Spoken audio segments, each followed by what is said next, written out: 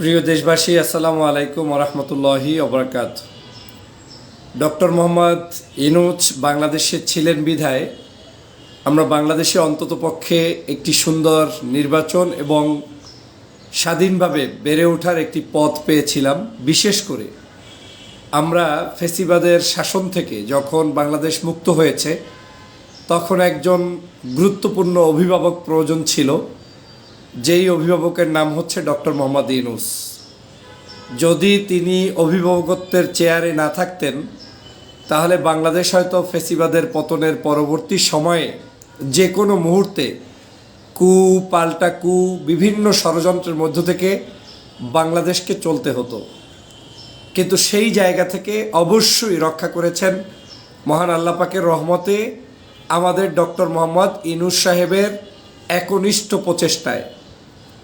আজকের এই doctor Mohammad ইউনূসকে target করে একটি গ্রুপ পরিকল্পিত উপায়ে সকাল সন্ধ্যা ডক্টর মোহাম্মদ ইউনূসকেই সামনে নিয়ে আসছেন, শুধুমাত্র নতুন করে ন্যারেটিভ তৈরির জন্য যে ইউনূস সাহেব হচ্ছেন এই দেশের সব অশান্তির মূল।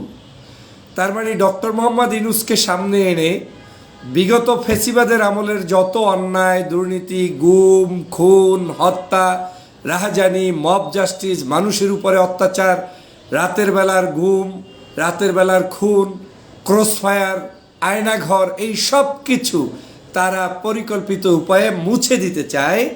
ইউনূস সাহেবকে শুধুমাত্র বিতর্কিত করার মাধ্যমে তারা এখন একটা নতুন ন্যারেটিভ দাঁড় করাতে চায়।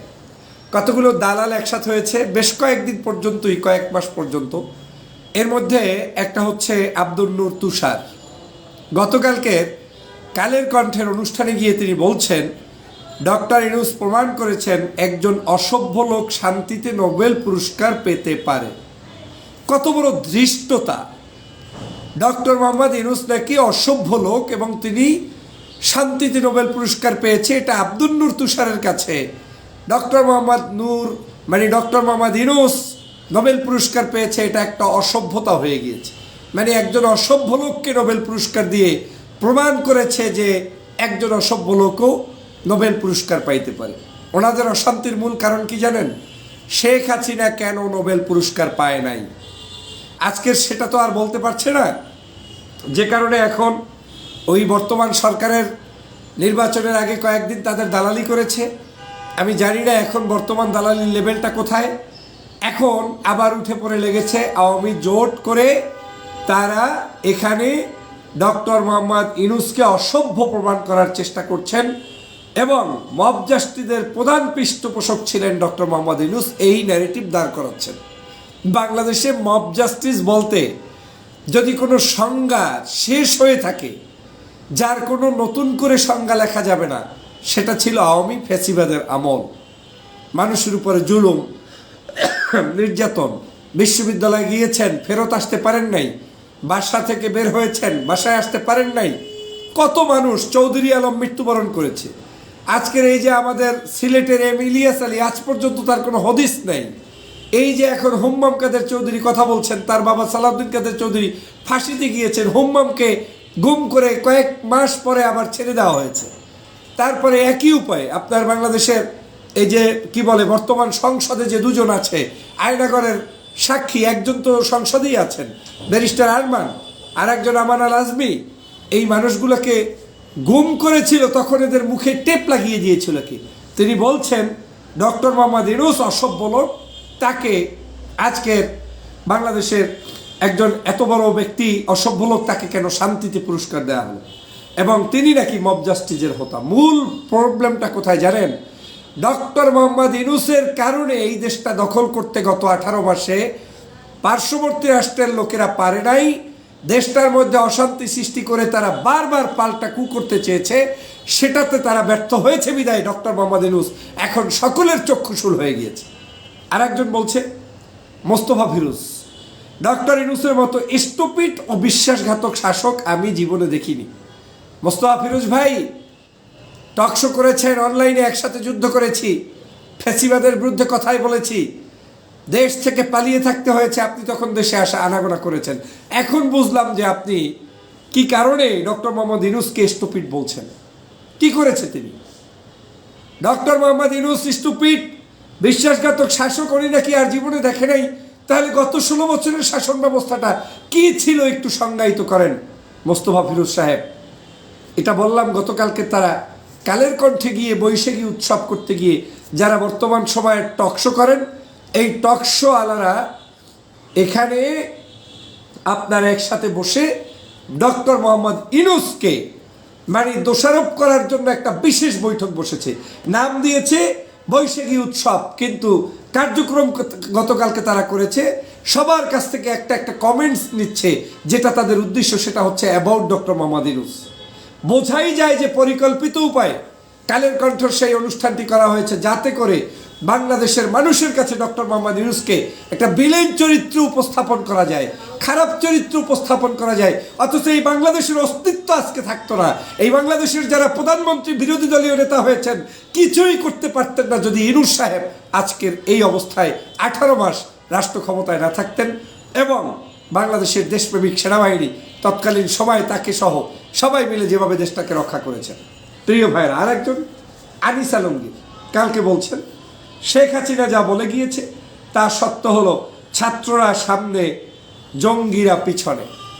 বারবার এই জুলাই অভ্যুত্থানকে, গণবিপ্লবকে জঙ্গি নাটকে রূপান্তরিত করতে চায় এই আনিস আলমগীররা।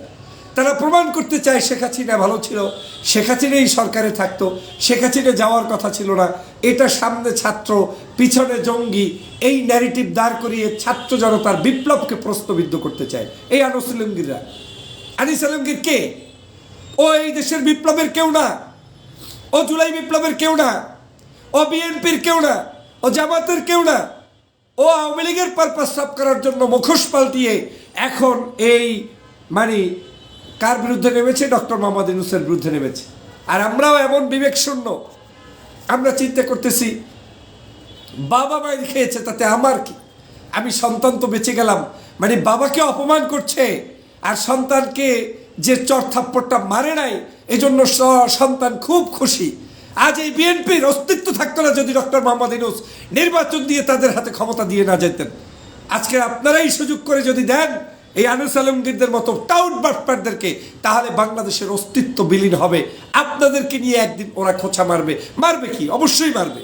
ওরা এখন যে কথাগুলো বলছে, ন্যারেটিভ দাঁড় করাচ্ছে, একটাও আপনাদের পক্ষে নয়। এর সবগুলো ন্যারেটিভ পরিকল্পিতভাবে করছে, আপনাদেরকেই দমন করার জন্য করছে। ওরা ওদের দৃষ্টিতে যদি শেখ হাসিনার কথা সত্য হয়, তার মানে কি দাঁড়ালো? শেখ হাসিনা ওদের খুব প্রীতের বান্ধব, আপনারা ওদের কেউ না। কিন্তু আপনাদেরকে সামনে রেখে একটু ফুসলিয়ে ফাঁকে কিন্তু শেখ হাসিনার প্রশংসাই করে যাচ্ছেন। উনি আবার বলছেন কত বড় ধৃষ্টতা, একজন ডক্টর ইউনূস সম্মানিত ব্যক্তি, তার নামটাও শুদ্ধ করে নেয় না। আনিস আলমগীর বলছেন ইউনূসের 18 মাসের শাসনের শ্বেতপত্র প্রকাশ করতে হবে সরকারকে, ইউনূসকে ছাড় দেওয়া যাবে না, প্রতিপক্ষের হামলার রাজনৈতিক শিক্ষক ইউনূস। অথচ গত 16 বছরে প্রতিপক্ষের উপরে হামলার মূল নায়ক কেরা ছিলেন তারই একটা বক্তব্য দিলেন না। কোন দিন আনিস আলমগীর, কোন দিন মোস্তফা ফিরোজ, কোন দিন আব্দুল নূর তুষার সাহেব কিংবা আরও যারা আছেন এই টকশোতে ওখানে গতকালকের বৈঠকে গিয়েছেন, সবার নাম নিয়ে কথা বলার সুযোগ নেই। প্রত্যেকেই যারা আজকে ডক্টর মোহাম্মদ ইউনূসকে অপরাধী করছেন, কারা সেই 16 বছরে দেলোয়ার হোসেন সাঈদীর ফাঁসির সময় কণ্ঠ উঁচিয়ে বক্তব্য দিয়েছেন, কারা সেই 16 বছরে নিজামের ফাঁসির সময়, কাদের মোল্লার ফাঁসির সময় বলতে পারেন নাই যে এটা সম্পূর্ণ অন্যায়, কামরুজ্জামানের ফাঁসির সময় বলতে পারেন নাই এটা অন্যায়, মীর কাসিম আলীর ফাঁসির সময় বলতে পারেন নাই এটা অন্যায়, একজন আলেমকে জেলের মধ্যে বন্দি রাখার সময় সেই আল্লামা মামুনুলের সময় বলতে পারেন নাই এটা অন্যায়, আপনি বলতে পারেন নাই যাদেরকে জেলের মধ্যে নিয়ে বন্দি করে রাখা হয়েছিল, আয়না করে দেওয়া হয়েছিল, একটাবার বলতে পারেন না এটা অন্যায়। এখন বলছেন ডক্টর মোহাম্মদ ইউনূসের শাসনামল সবচাইতে খারাপ ছিল আর পূর্বের শাসনামল ভালো ছিল। এই যা নামগুলো বললাম এই নামগুলো তো পূর্বের শাসনামলই। আজকে তাদেরকে গুম করা হয়েছে, খুন করা হয়েছে। কার উছিলায় সিন্নি খাইলা, মোল্লা চেন্নালা, এগুলো চরম মুনাফেক, ধৃষ্টতা। বাংলাদেশের আজকের যারা রাষ্ট্র ক্ষমতায়, বিরোধী দল সহ আমরা এই যে স্বাধীনভাবে দেশে থেকে কথা বলছি, এটা ডক্টর মোহাম্মদ ইউনূসের অবদান। আমি ডক্টর ফয়জুল কথা বলতে পারিনি, গত 16 বছর বাংলাদেশে আসতে পারিনি, সেই জায়গায় আপনি আজকের এই বাংলাদেশে বসে কথা বলার অধিকার পেয়েছেন, আর আপনারা বলছেন ইনুস সাহেব খারাপ ছিল। এটাই আসলে একটা ডক্টর মোহাম্মদ ইউনূসের সবচেয়ে কিছু বড় ভুল ছিল। সেই ভুলের মধ্যে একটা ছিল এটা যে মোনাফেক আপনি চিনতে পারেন নাই। দেশপ্রেমিকদেরকে হয়তো জায়গায় জায়গায় বসাতে আপনি ব্যর্থ হয়েছেন, এজন্যই আজকের এই মোনাফেকরা আপনার গলা টিপে ধরার চেষ্টা করছে। ডক্টর মোহাম্মদ ইউনূসের কাছ থেকে আমি জিন্দিগিতে কোনো বেনিফিট পাইনি, কিংবা কোনো স্বার্থের জন্য তার কাছে সরকারে থাকা অবস্থায় কোনো দিন যাইনি। সরকারে আসার আগে ওনার সাথে আমার দেখা হয়েছে, কিন্তু এই ডক্টর মোহাম্মদ ইউনূসের পক্ষে আজ দেখবেন দালালরা নেই, কিন্তু আমি দেশপ্রেমিক তার পক্ষেই আছি। কারণ আমার কাছে মনে হয়েছে মন্দের ভালো অপশন ডক্টর মোহাম্মদ ইউনূসের বিকল্প গত 16 বছরের এই ফ্যাসিবাদের পরবর্তী সময়ে ছিল না। ইউনূস সাহেব না থাকলে কি কি ফ্যাক্ট তৈরি হতো, আবেগে ঘা ভাসিয়ে লাভ নেই। ইউনূস সাহেব না থাকিলে ওই আনিস আলমগীর, সরোয়ার তুষার, নাকি বলে আব্দুল নূর তুষার, এই আব্দুল নূর তুষার গঙেরা আওয়ামী ন্যারেটিভ তৈরি করে শেখ হাসিনার সকল জাহিলিয়াতকে জায়েজ করে ফেলতো, এবং এখানে পাল্টা কুসৃষ্টি করে নতুন করে আমাদের এই বিপ্লবের পরবর্তী প্রতি বিপ্লব ঘটিয়ে তারপরে তারা দেশটাকে ধ্বংস করত। আর পার্শ্ববর্তী দেশ তো বসে বসে নখ টাকাইতো, আমাদের উপরে জুলুম অত্যাচার করত। অতএব আমি মনে করি যারা এই ন্যারেটিভ দাঁড় করাতে চায় এরা প্রত্যেকে দালাল এবং আওয়ামী লীগের দোসর। কিন্তু আওয়ামী দেশপ্রেমিক কিছু মানুষ যারা আছেন, যারা এখনও বাংলাদেশের হয়তো বর্তমান রাজনীতিটাকে মেনে নিয়ে গণভোটে হায়ের পক্ষে রায় দিয়েছেন, যারা মনে করেন যে শেখ হাসিনার শাসনামল খারাপ ছিল, তারা যে দলেরই হোক তাদেরকে আমরা স্যালুট জানাই, সম্মান জানাই।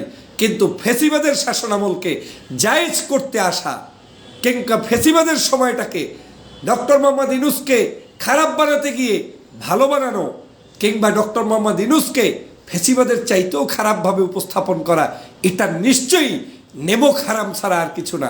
এটা নিশ্চয়ই চরম ধৃষ্টতা ছাড়া আর কিছু না। বরং আমি মনে করি নির্লসভাবে সর্বোচ্চ চেষ্টা করেছে ডক্টর মোহাম্মদ ইউনূস। গত 18 মাসে অন্তত 150 বারের মতো তার ওই যমুনার সামনে গিয়ে আন্দোলন সংগ্রাম, এই দাবি সেই দাবি উঠেছে। এখন কিন্তু কোনো দাবি টাবি নাই, তাকে আমরা ভালোভাবে কাজ পর্যন্ত করতে দিতে পারি নাই। সংস্কার যা চেষ্টা করেছে তা আমরা রক্ষা করতে পারছি না, সেই সমালোচনা হওয়া উচিত। সেখানে এই দালাল আব্দুল নূর তুষার, আনিস আলমগীর, তারা আজকের এই নতুন করে জাতিকে বিভ্রান্ত করার চেষ্টা করছে। কালের কণ্ঠের এ ধরনের দেশ বিরোধী ষড়যন্ত্রের আমি অবশ্যই তীব্র প্রতিবাদ জানাই। কিন্তু একই সাথে কালের কণ্ঠ মুক্ত স্বাধীনভাবে আপনি কথা বলেন, লেখেন, সংবাদপত্রের সঠিক তথ্য উপস্থাপন করেন, সেটার জন্য শুভকামনা থাকবে সকল পত্রপত্রিকার জন্য। আমি সেটা যেমন চাই, পাশাপাশি এ ধরনের মিথ্যা বানোয়াট ন্যারেটিভ তৈরি করা বন্ধ করুন, সেটাও চাই। সবাইকে ধন্যবাদ।